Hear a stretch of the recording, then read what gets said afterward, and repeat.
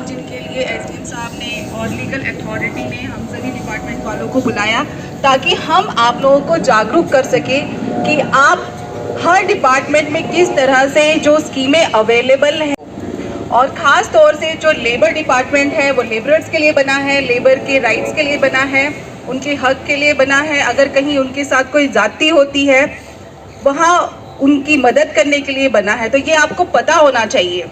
जैसे कि कई बार ऐसा होता है कि आपने किसी ठेकेदार के साथ काम किया होता है, आपको पेमेंट नहीं मिलती है, तो फिर आप थक जाते हो उसके पास जाके कि भाई ये तो बोलता है, कहीं बोलता है कल आओ, कहीं बोलता है परसों आओ, कहीं बोलता है नरसों आओ। इसी कल परसों नरसों में सालों निकल जाते हैं।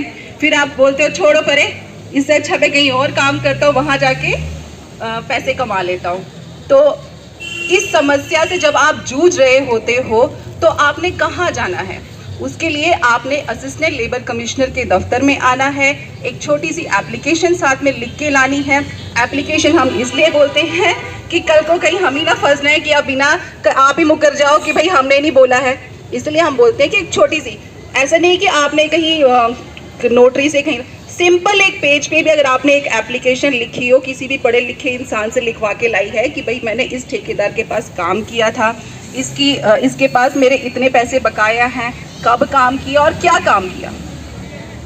अगर उस एप्लीकेशन पे इतना आपने मेंशन करना है और हमारे पास आना है और हमें ये बताना है कि हाँ भाई हमारे पैसे उससे बकाया हैं, फिर हम आपकी उसमें मदद कर सकते हैं। ठीक है नहीं? कई बार ऐसा होता है कि आप उस चीज़ में हम भी फेल हो जाते हैं। वो ठेकेदार नहीं आता है, दूर दराज का होता है, कई बार पुंछ का होता है, रजौरी का होता है, कश्मीर का भी होता है, तो हम वो आने में आनाकानी करता है। तो फिर हम उसमें जब फेल हो जाते हैं तो हम उसे एक कोर्ट केस में कन्वर्ट करते हैं, और जब कोर्ट केस में कन्वर्ट करते हैं, हम पेमेंट ऑफ वेजेस में जब हम लगाते हैं, तो कई बार आप कहते हो कि हम अपना केस खुद नहीं रिप्रेजेंट कर पा रहे हैं, तो हमें एक वकील चाहिए। तो हम वकील नहीं अफोर्ड कर सकते हैं। हालांकि हमारे जो केसेस हैं वो उसमें आप खुद भी अपनी बात रख सकते हो, उसमें आपको वकील की ज़रूरत नहीं है। लेकिन इन केस आपको ऐसा लगता है कि नहीं मैं तो हर बार नहीं आ सकता हूँ और मेरा केस यहाँ रिप्रेजेंट करने के लिए कोई वकील होना चाहिए, तो आप फ्री में भी एक वकील हायर कर सकते हो। उसके लिए लीगल अथॉरिटी सर्विसेज जो हैं वो फ्री में सर्विस देती है। उनके पास अपने वकील होते हैं जो बिना पैसों के भी आपका केस हमारे पास आके लड़ सकते हैं। तो ये एक इंफॉर्मेशन थी जो आप लोगों को बतानी बहुत ज़रूरी थी।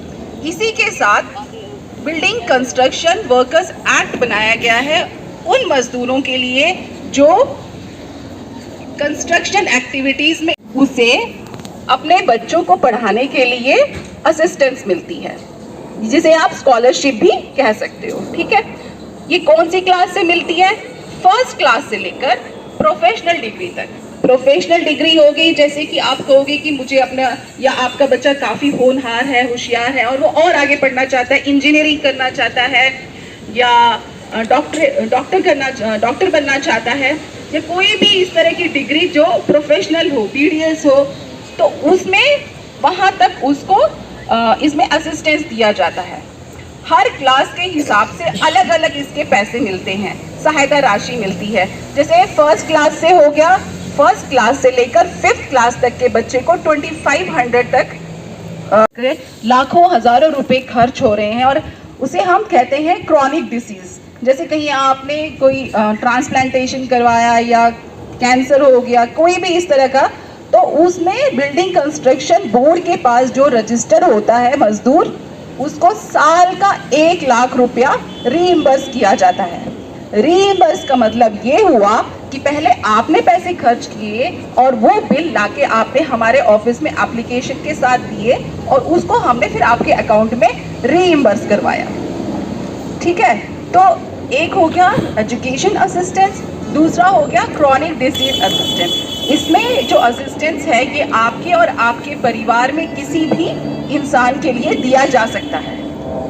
तो साथ में ही यदि किसी मजदूर की डेथ हो जाती है और वो हमारे पास रजिस्टर्ड है BOC में, बिल्डिंग कंस्ट्रक्शन बोर्ड में, तो उसको उसके परिवार वाले जो पीछे रह गए हैं उनको 2,05,000 का सहायता राशि मिलती है, 5,000 इसमें दिए जाते हैं फ्यूनरल असिस्टेंस के लिए और 2 लाख है डेथ असिस्टेंस।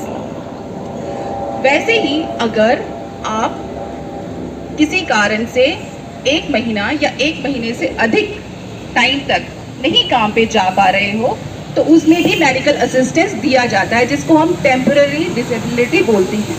टेम्पररी डिसेबिलिटी में 1 महीने के नीचे अगर आपको बेड रेस्ट बोला गया है डॉक्टर के द्वारा तो फिर आपको 5,000 रुपये दिए जाते हैं और उसके ऊपर है तो 10,000 रुपये। लेकिन उस पर लिखा होना चाहिए, डॉक्टर ने उस पर लिखा होना चाहिए, BMO ने या MO साहब ने, कि हाँ भाई इस बंदे को रेस्ट की ज़रूरत है, 1 महीने तक ये काम पर नहीं जा सकता या 3 महीने तक काम पे नहीं जा सकता।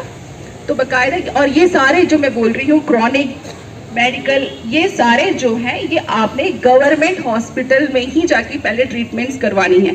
कई बार ऐसा होता है कि हम इमरजेंसी में हमारा दिमाग काम नहीं करता और सोचते हैं फटाफट निकल जाते हैं प्राइवेट की तरफ। प्राइवेट में भी जो ट्रस्ट हैं, बोर्ड ने सिर्फ ट्रस्ट हॉस्पिटल्स हैं उनको अलाउ किया हुआ है, जैसे कि नारायणा हो गया, बत्रा हो गया। यहाँ अगर आप डायरेक्ट भी चले जाते हो तो भी आपके बिल्स रीइम्बर्स हो जाएंगे।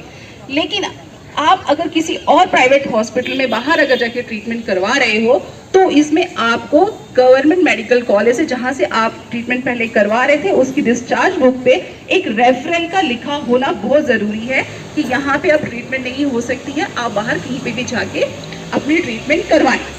तो इसमें रेफरल होना बहुत ज़रूरी है, ठीक है। ये इस चीज़ का आप हमेशा, फिर उसको 200 रुपये देने हैं।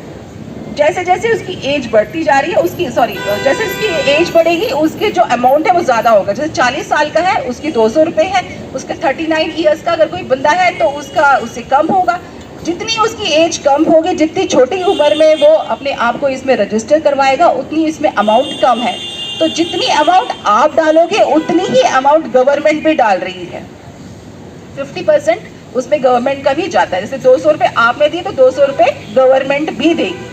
और ये जो स्कीम है ये 18 से 40 साल तक की उम्र के कोई भी व्यक्ति कर सकते हैं।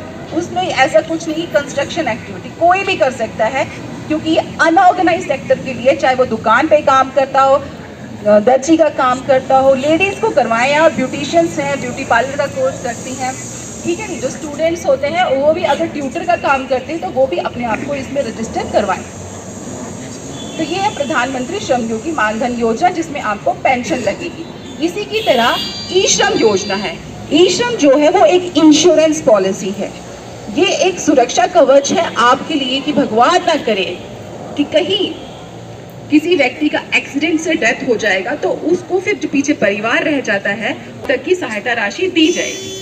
पर ये जो है एक्सीडेंटल कवरेज है, हमें जितनी ज़्यादा इंश्योरेंस पॉलिसीज़ होती हैं वो करवाने चाहिए। आप प्राइवेट में करने जाओगे तो उसकी का बहुत ज़्यादा पैसे लगते हैं, तो इसमें तो कुछ पैसे लगने ही नहीं हैं, जो फ्री की ही हैं, जो ऑलमोस्ट फ्री हैं। तो इस तरह की और अमाउंट हमें इतने अच्छे मिल रहे हैं, तो हमें इस तरह की जो पॉलिसीज़ होती हैं वो हमें करनी चाहिए, क्योंकि सरकार हमेशा जो है नीचे तबके तक के बारे में सोचती है कि उसे कम से कम में कितना ज़्यादा से ज़्यादा फ़ायदा दिया जा सके। तो मैंने आपको लेबर लॉज का एक छोटा सा हिस्सा बताया, बिल्डिंग कंस्ट्रक्शन बोर्ड में as construction worker, as labour कैसे रजिस्टर करना है वो आपको बताया, प्रधानमंत्री श्रम योगी मानधन योजना होगी वो बताई, ई श्रम के बारे में बताया। ई श्रम में कितने लोगों ने रजिस्टर किया हुआ है? करो हाथ खड़े। अभी भी बहुत सारे पीछे रह गए। भाई पीछे क्यों रह गए हो? बाद में कुछ हो जाएगा फिर हमने रजिस्टर नहीं करवाया। जब मौका होता है तब कोई चौका मारता नहीं है, फिर बाद में पछताता है। तो खुद भी अपने आप को रजिस्टर करवाओ, अपनी वाइफ, अपने बच्चों अगर वो इस एज में आते हैं उनको रजिस्टर करवाएं, इसमें पीएमसी में करवाएं, प्रधानमंत्री श्रम योगी में करवाएं। बेशक उस पर आपको अमाउंट देनी है, लेकिन उस छोटी सी अमाउंट के बारे में मत ज़्यादा सोचें। उसका जो लॉन्ग टर्म में फ़ायदा है, बाद में जो फ़ायदा है वो आपको बहुत अच्छा हो जाएगा। आज वो 3,000 की अमाउंट बोली जा रही है, लेकिन आने वाले वक्त में कोई पता नहीं होता कि कब वो 6,000 हो जाए।